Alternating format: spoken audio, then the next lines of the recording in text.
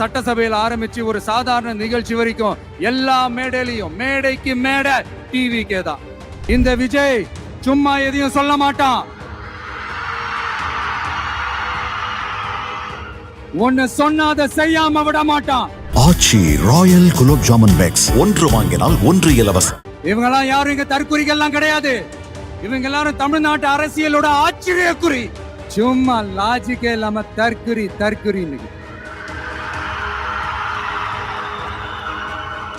நாட்டுக்காக உழைப்பதற்கு அண்ணா பிறந்தார்.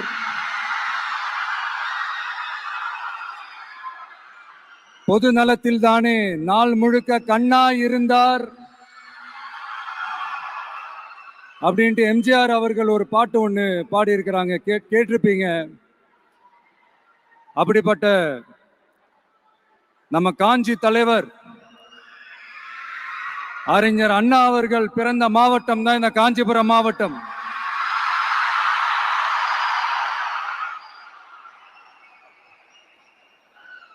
தன்னுடைய வழிகாட்டின்றதுனாலேயே தான் ஆரம்பிச்ச கட்சியினுடைய கொடியில அறிஞர் அண்ணா அவர்களை வச்சவர் எம்ஜிஆர்.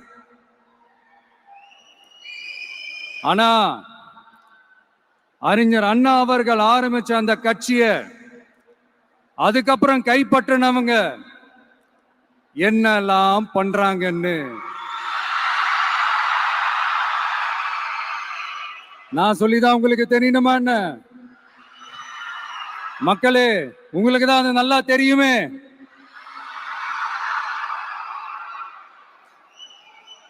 தனிப்பட்ட முறையில எங்களுக்கும் அவங்களுக்கும் எந்த பிரச்சனையும் கிடையாதுங்க.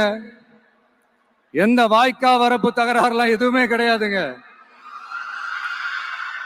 அப்படியே இருந்தாலும் அது நம்ம கண்டுக்கவே போறது இல்லைங்க. தனிப்பட்ட முறையில அவங்களுக்கு வேணா நம்ம மேல வன்மத்தோட இருக்கலாங்க. ஆனா நாமெல்லாம் அப்படி கிடையவே கிடையாதுங்க.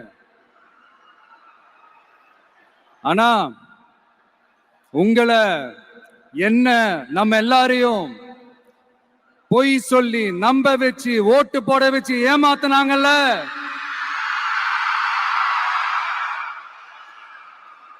அப்படி ஏமாத்தி ஆட்சிக்கு வந்து நல்லது செய்யற மாதிரி நடிக்கிறாங்கல்ல, நாடகம் ஆடுறாங்கல்ல, அவங்கள எப்படி நம்ம கேள்வி கேட்காம இருக்க முடியும்? அதனால அவங்கள நம்ம கேள்வி கேட்காம விட போறதே இல்லை.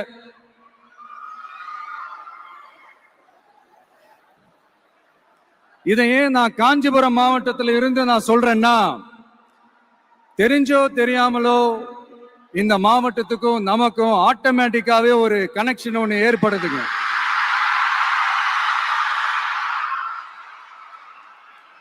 ஏன்னா நம்மளுடைய முதல் கள பயணத்தை தொடங்கினதே பரந்தூர்ல இருந்துதான். பரந்தூருக்கு போய் அந்த மண்ணில நின்று அந்த மக்களுக்காக கேள்வி கேட்டதும் இதே அண்ணா அவர்கள் பிறந்த காஞ்சிபுரம் மாவட்டம் தான். இன்னைக்கு ஒரு பெரிய மனவேதனைக்கு அப்புறம் இந்த மக்கள் சந்திப்பு நிகழ்ச்சிக்கு வந்திருக்கிறதும் அதே அண்ணா அவர்கள் பிறந்த காஞ்சிபுரம் மாவட்டம் தான்.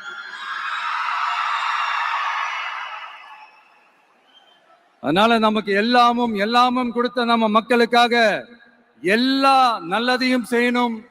அதுவும் சட்டப்பூர்வமாக செய்யணும், அங்கீகாரத்தோட செய்யணும், அதிகாரப்பூர்வமாக செய்யணும், ஒட்டுமொத்த தமிழ்நாட்டு மக்களுக்கும் செய்யணும், ஒரே மாதிரி செய்யணும், ஒரே எண்ணத்தோட செய்யணும். அந்த ஒரே லட்சியத்தோட தான் நாம் அரசியலுக்கே வந்திருக்கிறோம். அதனாலதான் மக்களிடம் செல் அப்படின்னு சொன்ன அண்ணாவை கையில் எடுத்தோம். அவங்க சொன்ன மாதிரி மக்களை நோக்கி போறோம். ஆனா மக்களிடம் செல்னு சொன்ன அண்ணாவை மறந்தது யாரு?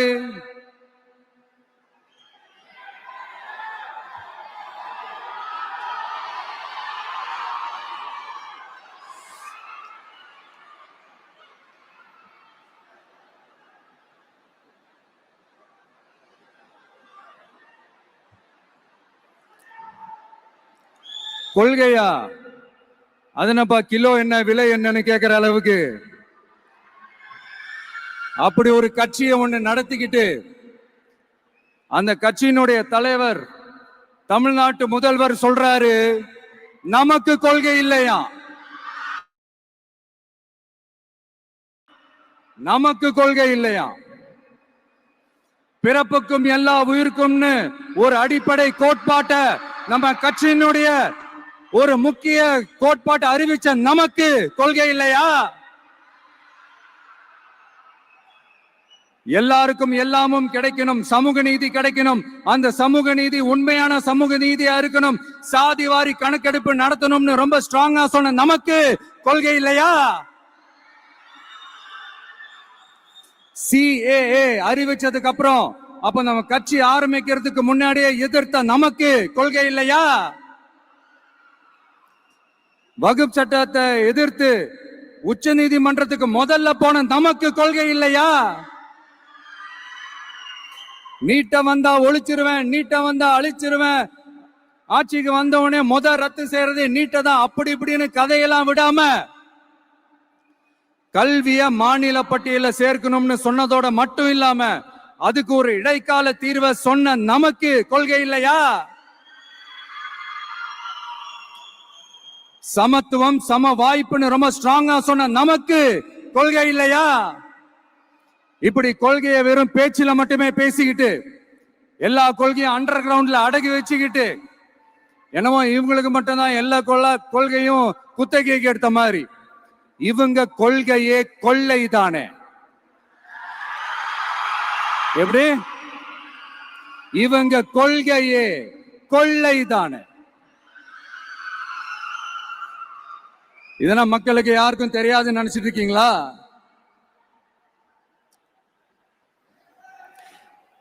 எங்க கட்சி ஒன்றும் சங்கரமணம் இல்லைன்னு சொன்னது யாரு, யார் சொன்னாங்க, ஏன் சொன்னாங்க, எதுக்கு சொன்னாங்க, இப்ப உங்க கட்சியில என்ன நடந்துகிட்டு இருக்குது அதையும் கொஞ்சம் யோசிச்சு பாருங்க, இதையும் கொஞ்சம் யோசிச்சு பாருங்க. அதனால பாப்பா பவள விழா பாப்பா, நீ பாசாங்கு காட்டாத பாப்பா, நீ நல்லவர்கள் போல் நடிப்பதை பார்த்து நாடே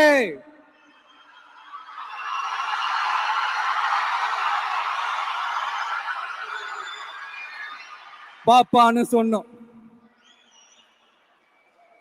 அப்ப கூட பாத்தீங்கன்னா பாப்பான்றது ரொம்ப ஆசையா பாசமா சாஃப்டா தான் சொன்னோம். அதையே நீங்க அதிர்ச்சியா எடுத்துக்கிட்டீங்கன்னா அதுக்கு நாங்க என்ன பண்றது, அதே நீங்க விமர்சனம்னு சொன்னீங்கன்னா நாங்க என்ன பண்றது. இன்னும் நாங்க விமர்சனம் செய்ய ஸ்டார்ட் பண்ணவே இல்லையே, இன்னும் நாங்க அடிக்க ஸ்டார்ட் பண்ணவே இல்லையே, அதுக்குள்ள அலர்னா எப்படி.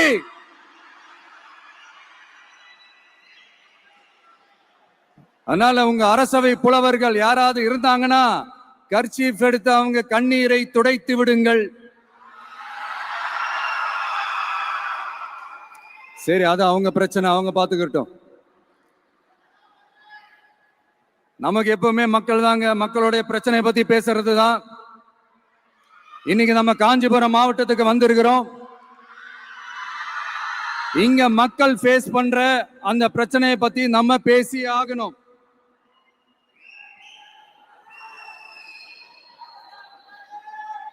இந்த காஞ்சி மண்ணை வாழ வைக்கிற ஜீவ நதி பாலாறு, உயிர் நதி பாலாறு. இந்த மக்களோட உயிரோடவும் ரத்தத்தோடும் கலந்து ஓடுவது பாலாறு. அந்த பாலாறை இன்னைக்கு பெரியார் பெயரையும் அண்ணா பெயரையும் சும்மா பேருக்கு வச்சுக்கிட்டு ஆட்சி நடத்துறவங்க என்ன பண்றாங்க தெரியும்ல, சுரண்டிட்டாங்க, கொள்ளையடிச்சிட்டாங்க, நாசம் பண்ணிட்டாங்க, மோசம் பண்ணிட்டாங்கன்னு இன்னும் என்ன வேணாலும் சொல்லலாம். ஆக மொத்தம் அழிச்சிட்டாங்க. இத நான் ஏதோ போற போக்குல ஏதோ அடிச்சு விடலங்க, ஆதாரத்தோட தான் சொல்றேன். அனுமதிக்கப்பட்ட அந்த லெவலை தாண்டி 22,70,000 யூனிட் மணலை கொள்ளையடிச்சிருக்கிறாங்க. ஆக மொத்தம் இதுல அவங்க அடிச்ச கொள்ளை எவ்வளவு தெரியுமா? ரொம்பலாம் இல்ல, கம்மி தான். 4,730 கோடி. கம்மி தான் இல்ல.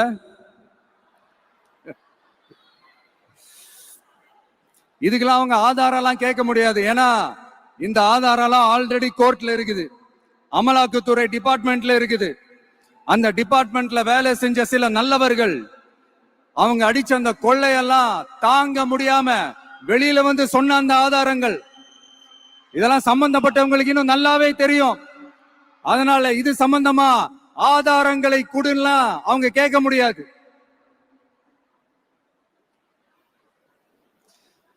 மணலை கொள்ளையடிச்சா நீர்நிலைகள் அழியும், ஏரி குளம் கண்மாய் எல்லாம் அழியும். இதெல்லாம் அழிஞ்சா விவசாயம் அழியும், விவசாயம் அழிஞ்சு போனா விவசாயிகள் அழிஞ்சிருவாங்க. ஆக மொத்தம் நாம எல்லாரும் மொத்தமா அழிஞ்சு போக வேண்டியதுதான். இப்படி மேல இருந்து கீழே வரைக்கும் ஒரு கட்சியை சிண்டிகேட் போட்டு கொள்ளையடிக்கிறத கேள்விப்பட்டிருக்கிறீங்களா மக்களே? இதே காஞ்சிபுரத்தோட உலக பெருமை நம்ம பட்டும் கைத்தறி துணியும் அதை தயாரிச்சு கொடுக்கிற கைத்தறி நெசவாளர்களும் தான். காஞ்சிபுரம் பட்டுன்னு சொன்னா உலகத்துக்கே தெரியும். ஆனா அதை தயாரிச்சு கொடுக்கிற நெசவாளர்கள் நிலை என்ன தெரியுமா? வறுமை, துன்பம், கந்துவட்டி கொடுமை.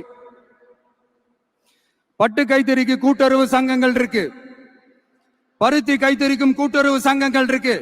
சுமார் 40,000 பேர் அதில் உறுப்பினர்களா இருக்கிறாங்க. அது போக சாய தொழில், தறிப்பட்டறை தொழில் இதை நம்பி 40,000 குடும்பங்கள் இருக்கு. ஆனா அவங்களோட ஒரு நாள் கூலி எவ்வளவு தெரியுமா? வெறும் 500 ரூபா தான். அதை கொஞ்சம் அதிகப்படுத்தி கொடுங்கன்னு போராடி போராடி பார்த்து ஒண்ணு நடக்கல. இதோட அவங்க கஷ்டம் முடிஞ்சுதா? வடகிழக்கு பருவமழை அந்த 500 ரூபாய் கூலிக்கு வேட்டு வச்சிடுச்சு. எப்படி விவசாயிகள் டெல்டா மாவட்டங்கள்ல மழையால பாதிக்கப்பட்டாங்களோ அவங்கள கண்டுக்காம எப்படி இந்த அரசாங்கம் கைவிட்டுடுச்சோ அதே மாதிரிதான் நம்ம கைத்தறி நெசவாளர்களும் மழையால பாதிக்கப்பட்டிருக்கிறாங்க. அடுத்து இந்த காஞ்சிபுரம் மாவட்டத்தோட பஸ் ஸ்டாண்ட் 60 வருஷத்துக்கு முன்னாடி கட்டினதா. அண்ணா அவர்கள் ஆட்சிக்கு வந்தப்போ கட்டியிருப்பாங்க போல. அது இன்னும் புதுப்பிக்க கூட முடியாம கேட்டா என்ன சொல்லுவாங்க? அந்த லேண்ட் வந்து கேஸ்ல இருக்குது. இல்ல நான் கேக்குறேன், ஒரு கவர்மெண்ட்னால வேற ஒரு நல்ல இடத்தை தேர்வு செஞ்சு ஒரு பஸ் ஸ்டாண்ட் கட்டி தர முடியாதா?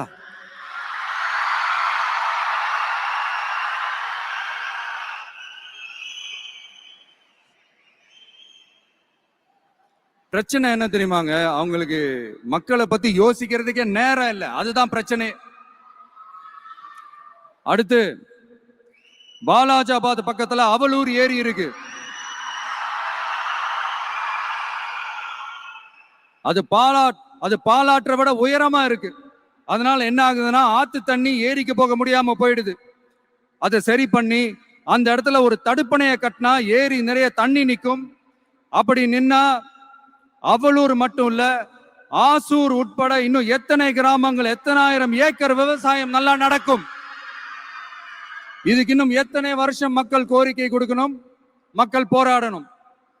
இந்த பிரச்சனை எல்லாம் இருக்கிற அதே காஞ்சிபுரம் மாவட்டத்துல தான் பரந்தூர் ஏர்போர்ட் கட்டுற பிரச்சனையும் இருக்குது. அந்த பிரச்சனையில கண்டிப்பா நாங்க விவசாயிகள் பக்கம் தான் நிப்போம். அதுல எந்த மாற்று கருத்துமே கிடையாது. இந்த கவர்மெண்ட் பரந்தூர் விவகாரத்துல எங்களுக்கோ இல்ல விவசாயிகளுக்கோ எந்த விதமான காரணங்கள் சொல்லி எஸ்கேப் ஆகவே முடியாது. இப்படி மக்களுக்காக மக்களோட பிரச்சனைகளை எடுத்து பேசுறதுனால இப்ப ஆட்சியில் இருக்கிறவங்களுக்கு நம்ம மேல ஒரு ஆத்திரம் வரத்தானே செய்யும். அதனாலதான் நீங்க பாத்தீங்கன்னா சட்டசபையில் ஆரம்பிச்சு ஒரு சாதாரண நிகழ்ச்சி வரைக்கும் எல்லா மேடையிலையும் மேடைக்கு மேடை டிவிக்கே தான். டிவிக்கே அவதூறு, அவதூறு டிவிக்கே, டிவிக்கே அவதூறு, அவதூறு டிவிக்கே. இதுக்கெல்லாம் கண்டிப்பா நாங்க பதில் சொல்லுவோம், சொல்லாமலாம் இருக்க மாட்டோம். இப்ப கூட கரூரை பத்தி பேசுவேன்னு எதிர்பார்த்திருப்பாங்க. அதை நான் கொஞ்சம் அப்புறமா பேசுறேன். பட் இப்போ நம்மளுடைய விஷன் என்னன்னு சொல்லணும்னு நான் கொஞ்சம் ஆசைப்படுறேன். நம்ம ஆட்சிக்கு வந்தா அது என்ன வந்தா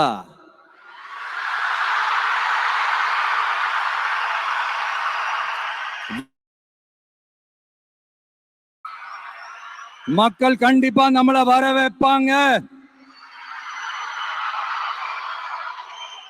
மக்களுக்கான ஆட்சியை மக்களே விரும்பி வர வைக்கத்தானே செய்வாங்க. அப்படி மக்களால் அமைக்கப்பட போற நம் ஆட்சியில நம்ம என்ன செய்ய போறோம்ன்றது அதுக்கான அந்த தேர்தல் அறிக்கையில அதுக்கான விளக்கத்தை டெஃபினட்டா கொடுப்போம். பட் அதுக்கு முன்னாடி ஒரு சின்னதா லைட்டா நான் கொஞ்சம் அதை சொல்லணும்னு ஆசைப்படுறேன். எல்லாருக்கும் நிரந்தரமான வீடு இருக்கணும்.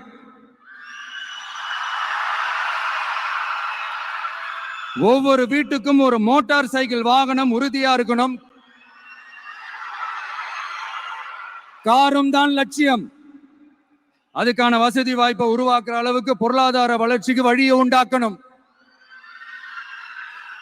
ஒவ்வொரு வீட்டில் இருக்கிற ஒவ்வொருத்தரும் மினிமம் டிகிரி படிச்சிருக்கணும்.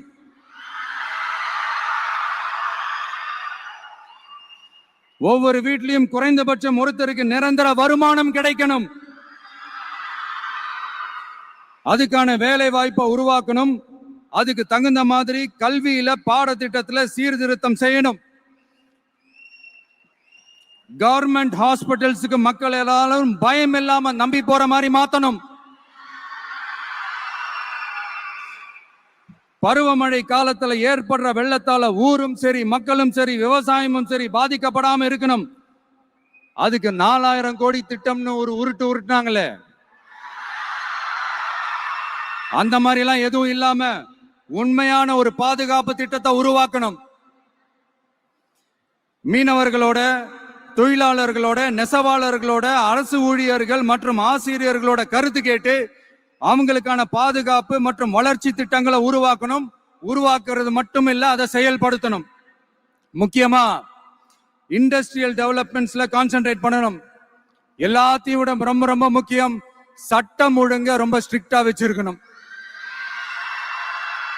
நம்மளுடைய அம்மா, அக்கா, தங்கச்சிகள், அவங்களுடைய பிள்ளைகள், குழந்தைகள் எல்லாருக்கும் பாதுகாப்பை, அதுவும் உண்மையான ஸ்ட்ராங்கான பவர்ஃபுல்லான பாதுகாப்பை உண்டாக்கணும்.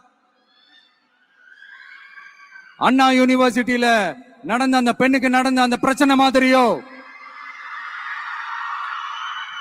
இல்ல கோவையில நடந்த அந்த கல்லூரி பெண்ணுக்கு நடந்த பிரச்சனை மாதிரியோ அதெல்லாம் நடக்க விடவே கூடாது. நம்ம வீட்டு பெண்கள் ஸ்ட்ராங்கா, பயமே இல்லாம தைரியமா இருக்கணும்.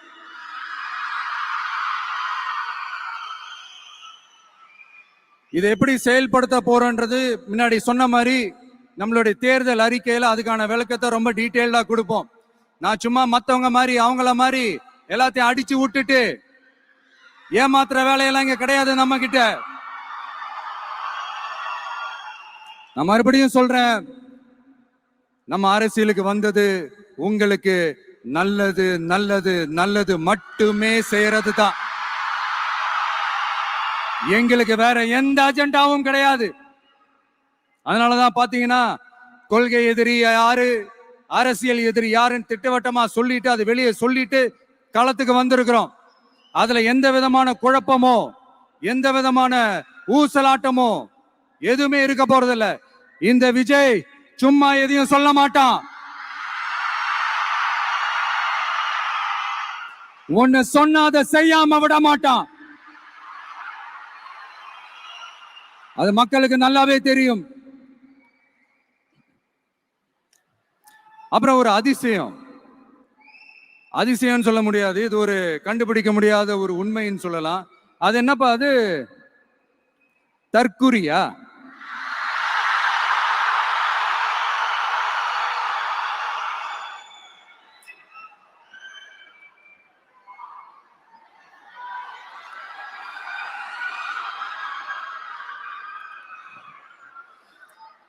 நம்ம டிவிகேக்கு சப்போர்ட் பண்ற கோடிக்கணக்கான லட்சக்கணக்கான மக்கள், நம்மளுடைய நண்பிகள், நம்மளுடைய ஜென்சி கிட்ஸ் எல்லாரையும் தற்குறிகள்னு சொல்லி வாங்கி கட்டிக்கிட்டு இப்போ அவங்களாம் தற்குறி எல்லாம் கிடையாது, அப்படிலாம் அவங்கள கூப்பிடாதீங்க, அவங்க சங்கிகள்லாம் கிடையாது, அப்படிலாம் அவங்கள கூப்பிடாதீங்கன்னு சொல்லி ஒரு குரல். யாருடா அந்த குரல் அப்படின்னு பார்த்தா, இப்ப ரீசெண்டா அறிவு திருவிழான்னு ஒண்ணு நடத்தினாங்கல்ல, சாரி அவதூறு திருவிழா. அதுல அவங்க குழப்பற மாதிரி, அறிவு கண்ணை திறந்து வைக்கிற மாதிரி ஒருத்தர் பேசியிருக்கிறார். அவரு யாருன்னா அது அவங்களோட எம்எல்ஏவே. அந்த எம்எல்ஏ யாருன்னா நம்மளுடைய கொள்கை தலைவர்கள்ல ஒருத்தரான மக்கள் சேவகர் அஞ்சலை அம்மாளோட சொந்தக்காரர். என்னடா இது இப்படி ஆகி போச்சு, டிவிகேக்கு சப்போர்ட் பண்ற மாதிரி நம்ம கட்சியிலிருந்தே ஒரு குரல் வருதுன்னு சொல்லி தலைமையில ஃபுல்லா கன்ஃபியூஷன். அந்த கன்ஃபியூஷன் இதோட நிக்காது. அந்த ஆதரவு குரல் ஒரு வீடு விடாம, ஒரு இடம் விடாம, எல்லா இடத்திலையும், எல்லா வீட்லயும் இன்னும் பலமா எதிரொலிக்கு தான் இல்லையான்னு பாருங்க. சும்மா பிளாஸ்ட் தான்.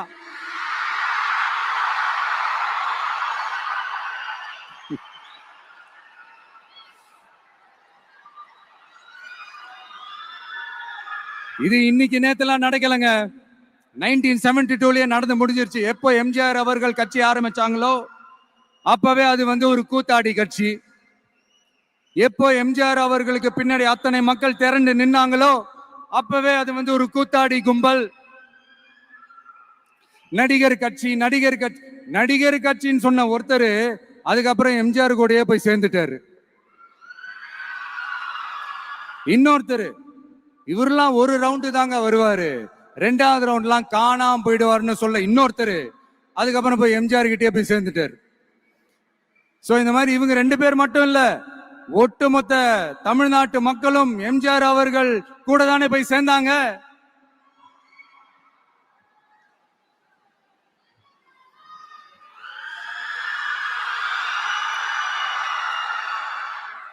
அதனால இது வரலாறு.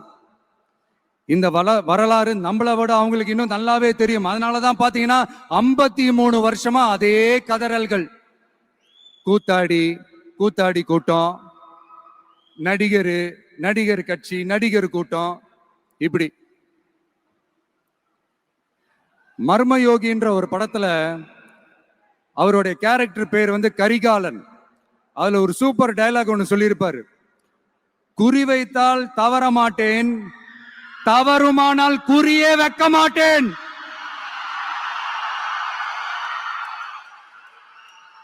இதெல்லாம் யாருக்கு சொல்றோம், எதுக்கு சொல்றோம்னு புரிய வேண்டியவங்களுக்கு புரிஞ்சா நல்லா இருக்கும். ஏண்டா இந்த விஜய தொட்டோம்,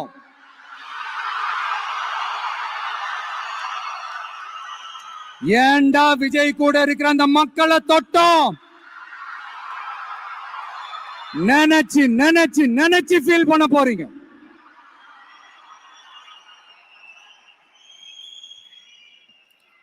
அப்புறம் நமக்கு இந்த அரசியல் புரிதல்லாம் இல்ல, அது இல்ல, இது இல்ல.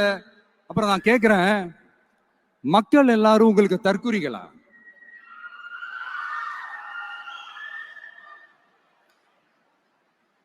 அதே மக்களோட ஓட்டு வாங்க போற நாம தற்குறிகள்னா, அப்ப இவ்வளவு நாள் அதே மக்கள் கிட்ட தானே நீங்க ஓட்டு வாங்கிட்டு இருந்தீங்க. அப்ப நீங்க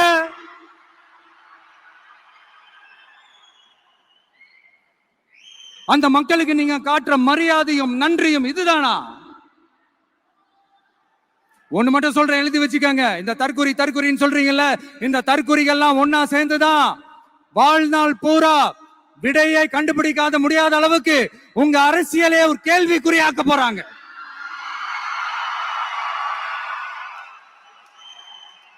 இவங்கெல்லாம் யாரும் இங்க தற்குறிகள்லாம் கிடையாது.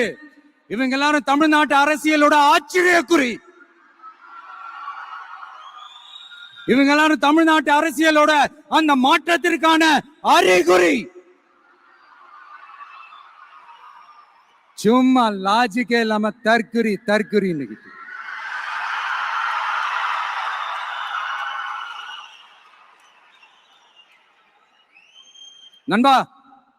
நண்பி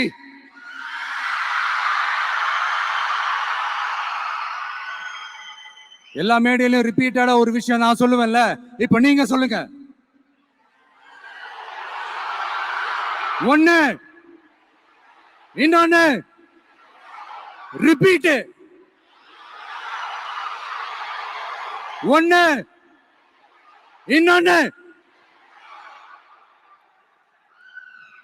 இந்த போட்டி எப்படி இருக்க போகுதுன்னா, மக்களோட மக்களா நிக்கிற நமக்காக மக்களே டிசைட் பண்ணி போறாங்க. My dear sir, my dear uncle,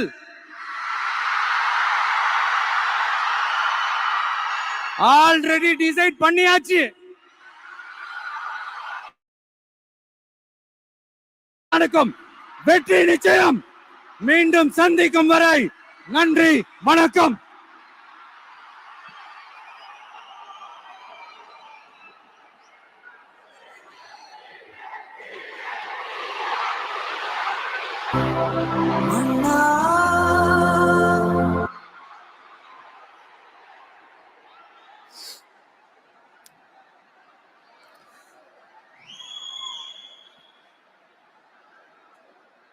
வெளியில போக பர்மிஷன் கிடைச்சவன கூடிய சீக்கிரம் வெளியில வருவோம்.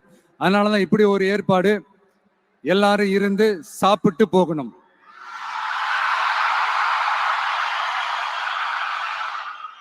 நன்றி, வணக்கம். சொல்ல மறந்துட்டேன், என் நெஞ்சில் குடியிருக்கும்